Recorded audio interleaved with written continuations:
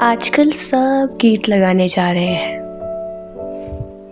गीत लगाना नहीं, कोई शब्दों की अभिव्यक्ति या हिंदी में उचित शब्द न चुन पाने की त्रुटि नहीं हुई है मुझसे इस वाक्य में।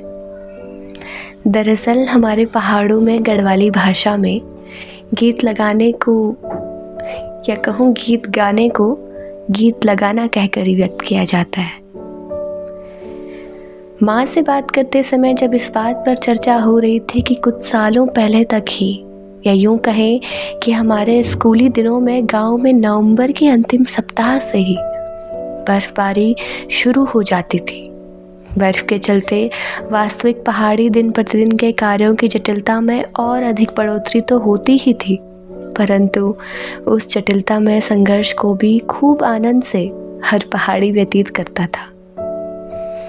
वर्तमान में स्थिति ये है कि जनवरी गुजरने वाली है और पहाड़ बर्फहीन है। खैर, अभी कलम का विषय जलवायु परिवर्तन पर टिप्पणी करना नहीं, बल्कि इसे कुछ देर के लिए थोड़ा अलग रखते हैं और गीत लगाने पर केंद्रित करते हैं।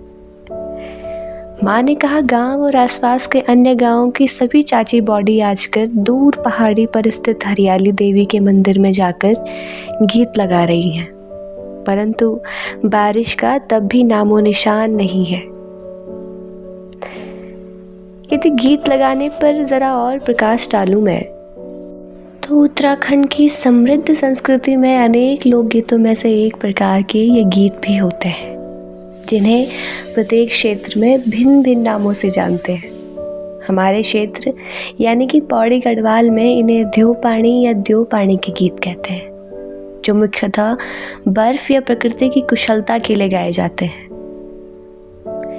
द्यो का अर्थ होता है देवता और पानी का अर्थ होता है जल या पानी, अर्थात महिलाओं द्वारा जो गीत गाए जा रहे हैं आजकल, वो निरंतर समय पर वर्षा न होने और उसके फसलों व नकारात्मक प्रभाव को जो पड़ रहे हैं उनको कम करने की प्रार्थना देवी देवताओं से की जाती है। ये गीत एक विशेष प्रकार की नृत्य शैली में महिलाओं का एक दूसरे का हाथ पकड़कर वृत्ताकार आकृति में गाए जाते हैं। विश्वास है कि यदि प्रकृति रुष्ट हो और तब वर्षा ना हो रही हो तो इससे वह कहीं थोड़ा शांत हो जाती है।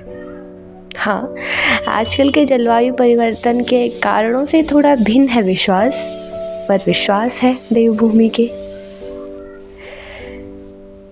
तो गीत लगाना संस्कृति भी है और प्रकृति भी, कुछ प्रकृति के लिए तो कुछ स्वकल्याण के लिए।